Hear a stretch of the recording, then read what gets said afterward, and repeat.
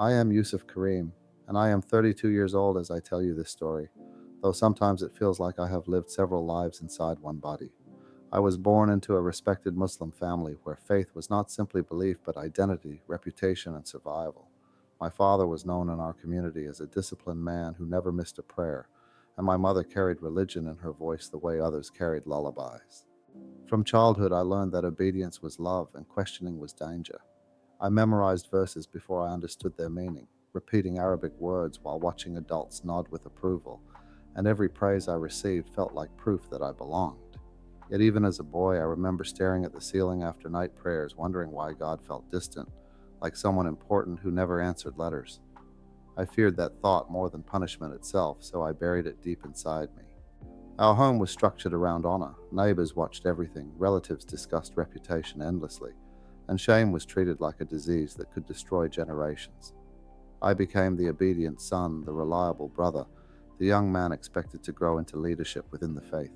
Outwardly, I succeeded. Inwardly, I felt hollow in ways I could never explain.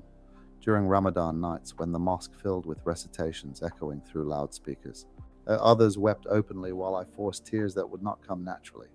I wondered if God saw through my performance. I asked forgiveness constantly, not for sins I committed, but for doubts I could not erase.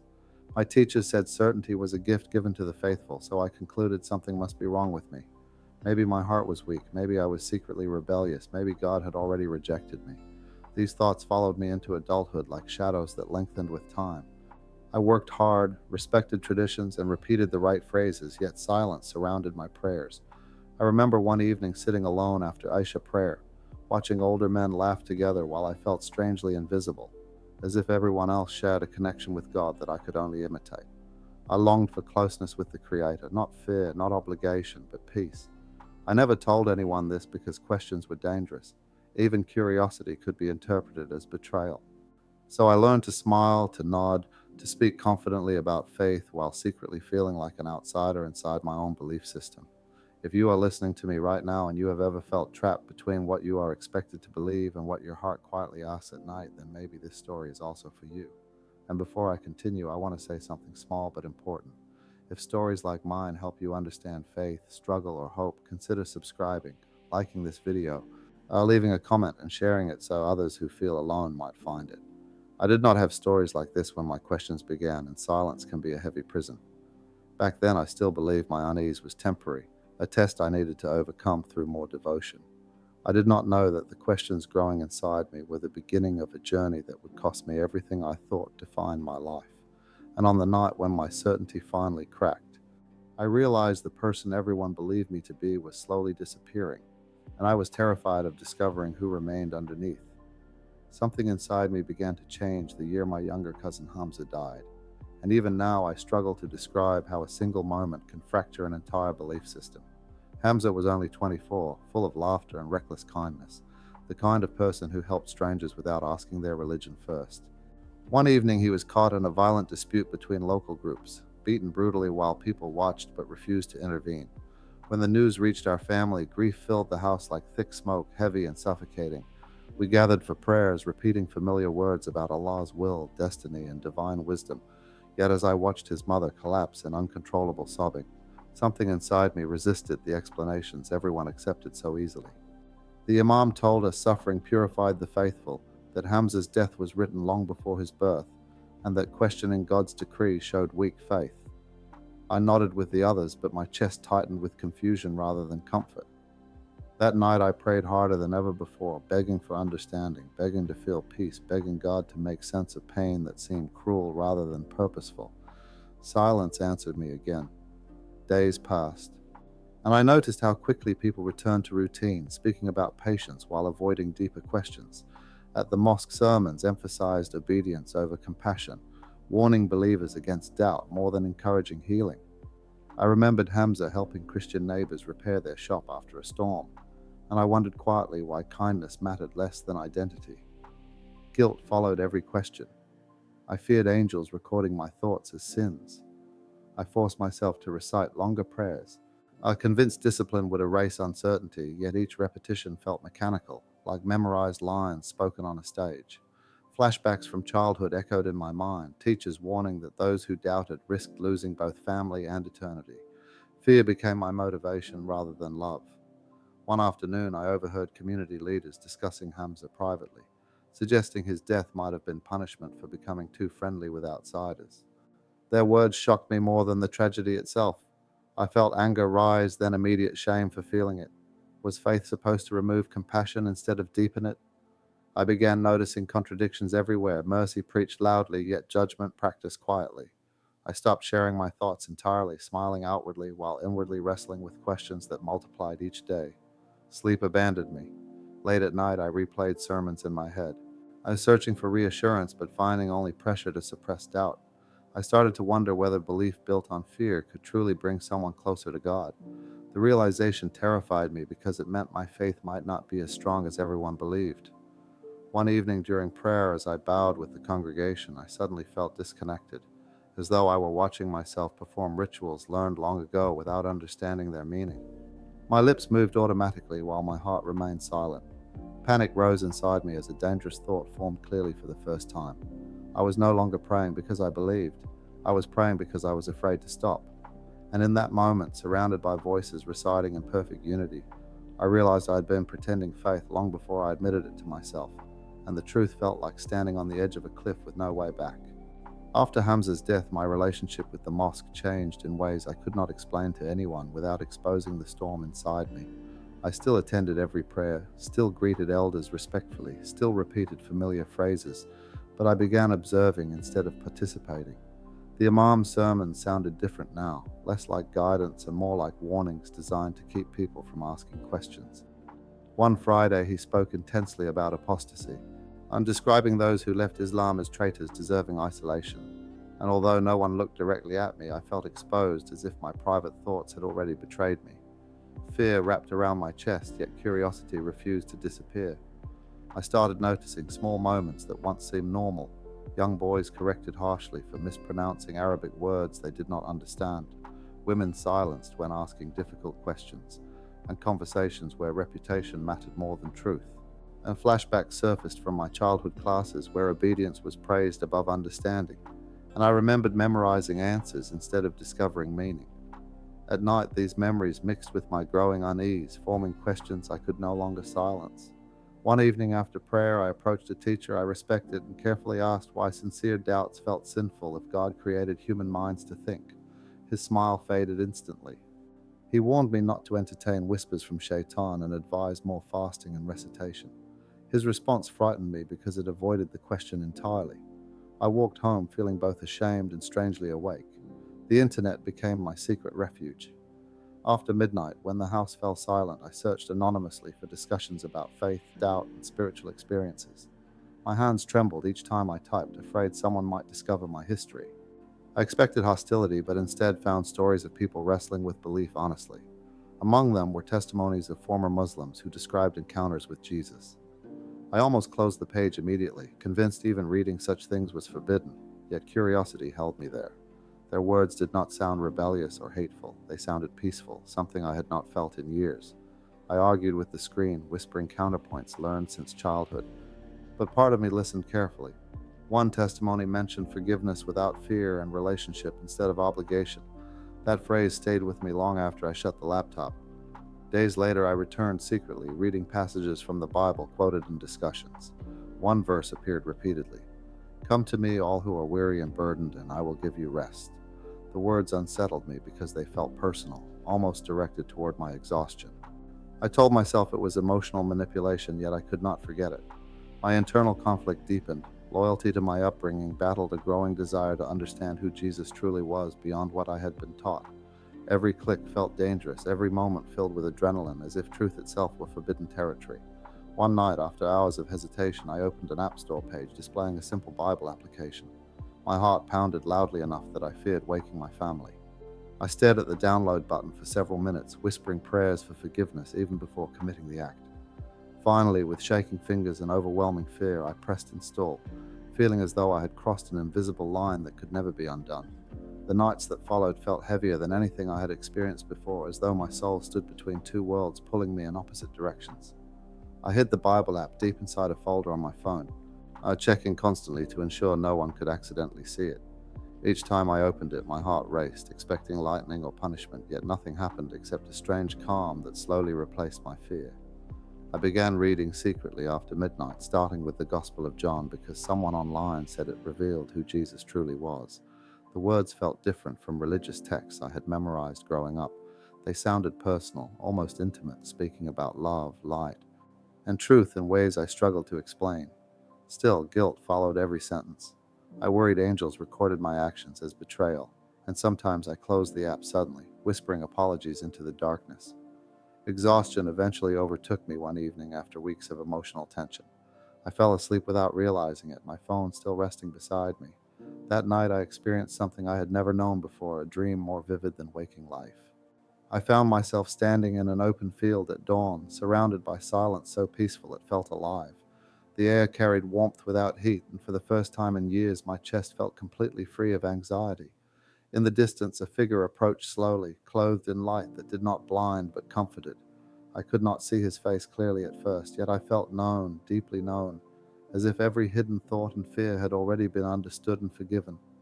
When he spoke, he called my name gently, and not with authority meant to command, but with compassion meant to heal.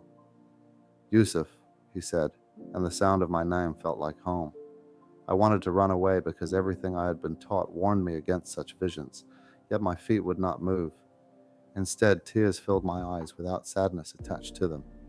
I felt overwhelming peace, the kind I had begged God for during countless prayers that once returned empty silence. The figure came closer and placed a hand over my heart. Warmth spread through my body, dissolving fear I did not realize I carried.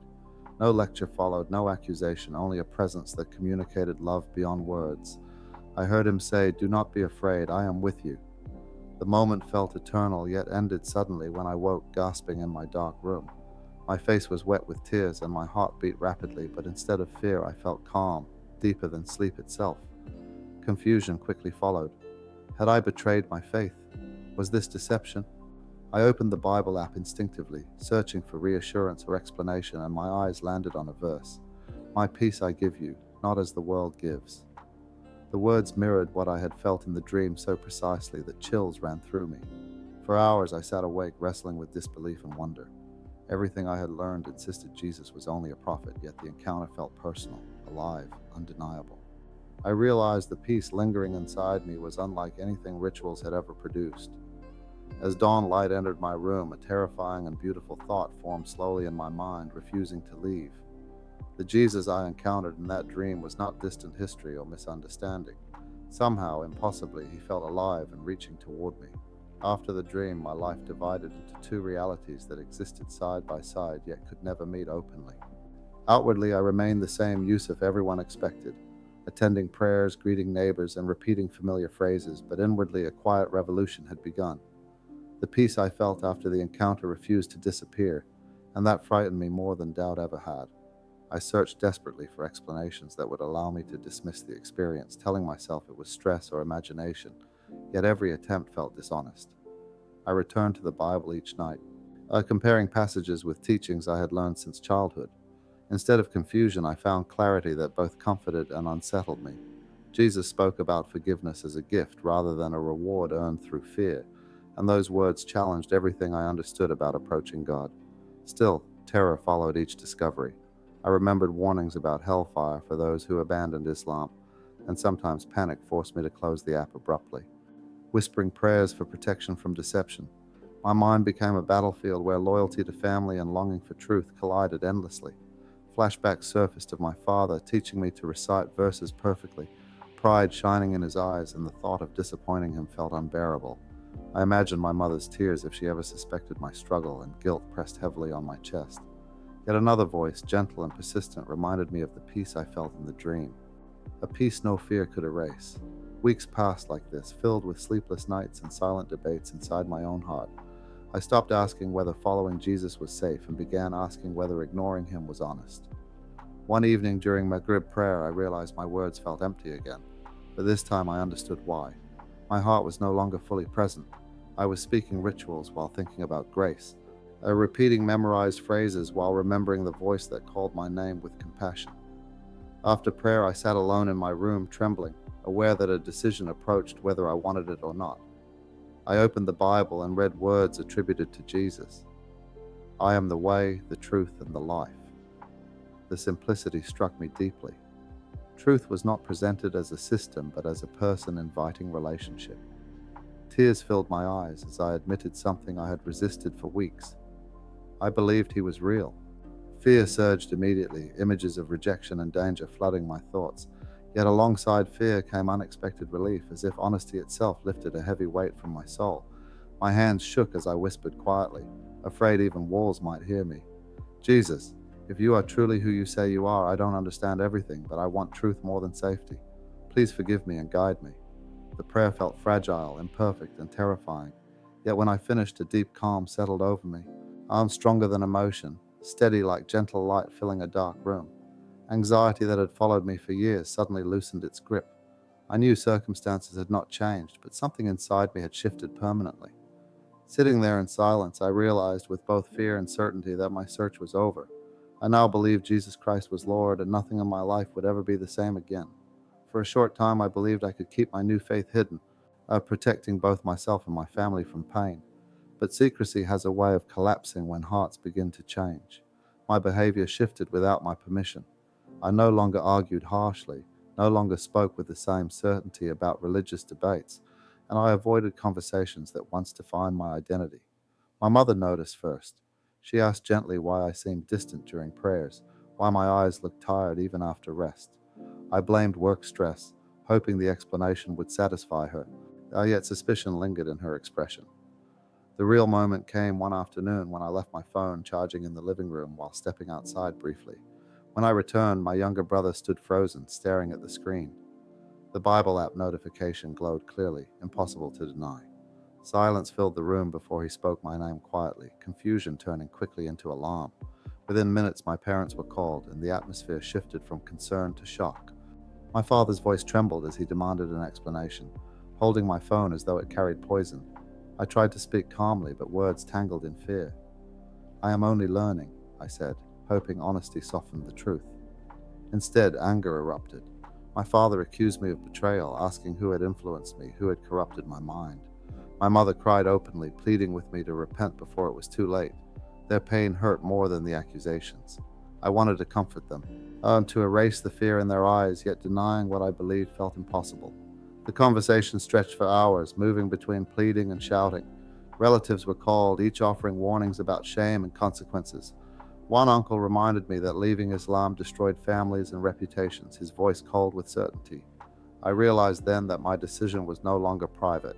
It threatened the entire structure of our social world. They asked if I still considered myself Muslim, and silence became my answer before I could speak. My father's face hardened in a way I had never seen before. He spoke slowly, choosing words carefully, saying I must abandon these ideas immediately or face separation from the family. The ultimatum felt unreal, yet the seriousness in his eyes removed any doubt. That night I sat alone, listening to muffled conversations behind closed doors, hearing my name spoken with fear and disappointment. Isolation began instantly. Meals were silent, conversations cautious, and warmth replaced by tension. I prayed quietly to Jesus for strength, unsure what tomorrow would bring. Days later, a distant relative visited unexpectedly, a man known for strict devotion. He spoke privately with me, warning that apostasy carried consequences beyond family rejection. His tone remained calm, which made his words more frightening. He advised me to reconsider for my own safety, implying others might not respond with patience. As he left, he paused near the door and said softly, "Some people believe protecting honor requires action." The message needed no explanation. Standing alone afterward, I realized my conversion was not only spiritual exile, but potential danger, and for the first time I understood that choosing Christ might cost me far more than I had imagined, possibly even my life. The warning I received did not feel real until the hostility began to show itself openly, first through whispers, and then through actions impossible to ignore. Word spread quickly through the community despite my attempts at silence. Friends who once greeted me warmly avoided eye contact at the mosque, and conversation stopped when I entered a room. Messages arrived on my phone accusing me of betrayal, some urging repentance, others filled with anger disguised as concern. I told myself it would fade with time, but tension only intensified. One evening, while walking home after work, a group of young men approached me casually, men I recognized from the neighborhood. Their smiles disappeared as soon as we stood face to face. One asked quietly if the rumors were true, and before I could respond, another shoved me hard against a wall. The confrontation lasted only minutes, but the message was clear. They warned me to correct my path before consequences followed. I returned home shaken, hiding bruises beneath long sleeves, unsure how to explain fear without escalating conflict. Prayer became my refuge. Late at night, I whispered to Jesus, asking for courage I did not naturally possess. Strangely, peace often followed those prayers, not removing danger, but strengthening my resolve to endure it. The attacks grew bolder. Anonymous threats appeared online, and someone vandalized my workplace locker with accusations written in harsh words. Each incident chipped away at the life I once knew. Former friends avoided me entirely, treating me like a stranger contaminated by dangerous ideas. Yet during this period, I discovered an unexpected source of strength. Through an online search, I found a small Christian fellowship meeting virtually for believers from Muslim backgrounds. Joining anonymously, I listened to others share stories of rejection and survival. Hearing voices that understood my fear brought comfort I had never experienced before. They prayed for me by name. And for the first time, I felt part of a spiritual family rather than an isolated individual. Still, fear followed me daily. One night, as I returned home, footsteps trailed behind me through a dim street. Before I could react, someone struck me from behind, sending me crashing to the ground. Kicks followed, voices shouting accusations I could barely hear through pain. Instinctively, I covered my head, convinced this might be the end. In desperation, I whispered, "Jesus, oh, help me," unsure whether the words escaped my lips or remained only in my thoughts. Suddenly, headlights turned the corner, illuminating the street. The attackers fled instantly, disappearing into darkness before I could see their faces clearly. A passing driver stopped, helping me sit upright and calling for assistance. As I struggled to breathe, a strange calm settled over me despite the pain. I realized the timing felt impossible, as though intervention arrived precisely when hope faded. Lying there beneath the night sky, bruised yet alive, I felt overwhelming gratitude mixed with disbelief. Fear still existed, but it no longer controlled me completely. I sensed deeply that I was not alone, that the same presence from my dream continued walking beside me even through violence. As I recovered in the following days, one thought repeated constantly in my mind. If I had survived this moment, perhaps my life now belonged to a purpose greater than preserving comfort or safety. The confrontation I had feared finally arrived on a quiet afternoon when I was summoned to meet an imam respected throughout our community, a man whose words carried authority strong enough to shape reputations and futures. My father insisted I attend, believing guidance from a learned leader might restore me. Walking toward the mosque that day felt surreal, as if I were returning to a life already fading behind me. The imam welcomed me calmly, offering tea before beginning the conversation. His kindness made the moment heavier because I knew disappointment would soon replace it. He asked gently whether the rumors about my faith were true. For a long moment I remained silent, feeling years of expectation pressing against my chest. Finally, I answered honestly, saying I had come to believe in Jesus not only as a prophet but as Lord. The room grew still. He sighed deeply and began explaining theological arguments I had heard since childhood, reminding me of tradition, family honor, and the dangers of deception. His tone remained patient, yet underneath it lay urgency. He asked what Christianity offered that Islam did not. I struggled to explain feelings words could barely contain. "Peace," I said quietly. "Not fear, not obligation, but peace I cannot deny." He leaned forward, warning that emotions could mislead and that leaving Islam risked eternal consequences. In the past, such warnings would have silenced me instantly, but something inside me had changed. I felt no desire to argue or prove superiority. Instead, I spoke calmly about forgiveness, about encountering love rather than condemnation, about a relationship with God that felt personal. The Imam listened carefully before asking whether I understood the social cost of my decision. I nodded, aware of everything already lost. He then urged me to publicly renounce these beliefs to restore harmony. The request hung in the air like a final test. My hands trembled slightly, and yet my heart felt steady. For the first time in my life, courage did not come from certainty in myself, but surrender to Christ. I realized denying him now would mean abandoning the truth I had discovered through pain and grace. With respect, I told the Imam I could not return to pretending belief out of fear. Silence followed, heavy and final. His expression shifted from concern to resignation, as though he understood persuasion would not change my path. He warned that consequences would continue and advised me to leave the community for my own safety. Standing to leave, I felt unexpected sadness rather than anger. These were people who once shaped my identity, yet our paths had separated permanently. As I stepped outside the mosque, sunlight struck my face, and I sensed both loss and freedom existing together. I knew returning home would no longer be possible in the same way. Walking away from the building where I spent most of my life felt like closing a chapter written long before I understood its meaning. With each step, I carried uncertainty about the future, but also a quiet assurance that obedience to Christ mattered more than acceptance from any system or tradition. And in that surrender, I finally felt truly free to begin again. After leaving my family and community behind, the world felt impossibly large and empty, as if every familiar place had been stripped of comfort and every familiar face now carried judgment. I moved into a small bare room in a distant city, far from the people who once defined my life. Nights were the hardest. Silence pressed against my chest, and loneliness whispered that I had made a mistake I could never undo. Hunger and exhaustion became daily companions, but through them I discovered something I had never truly known: dependence on God. Each morning I opened the Bible app, out for strength, courage, and understanding, for strength, courage, and understanding in the middle of my hardship. Slowly, a sense of peace began to grow, fragile yet undeniable. One day I received a message from an online fellowship member offering a small gathering of believers nearby. I hesitated, terrified of exposure, yet curiosity and longing outweighed fear. Attending that meeting, I met people who understood rejection, shame, and danger because of their faith, and for the first time I experienced unconditional love and acceptance. Their smiles, their laughter, their prayers, none of it forced or judgmental, filled a space in my heart I had thought lost forever. I began to heal, learning that identity was not defined by birthplace or tradition, but by the soul's relationship with God. Memories of fear, intimidation, and violence lingered. Yet each day I found myself remembering them without panic, like looking at scars that no longer hurt. I realized how deeply fear had ruled me for decades, shaping every choice and every word, and how liberation meant living despite the risk. Slowly, the first genuine joy of my life since childhood returned, quiet and radiant like sunlight breaking through clouds after a long storm. I could laugh again without guilt, pray without trembling, and speak about faith without silence pressing on my lips. Walking through the city streets, I felt no shame in who I was becoming. God's presence had shifted from distant whispers to an intimate companion, guiding, correcting, and comforting.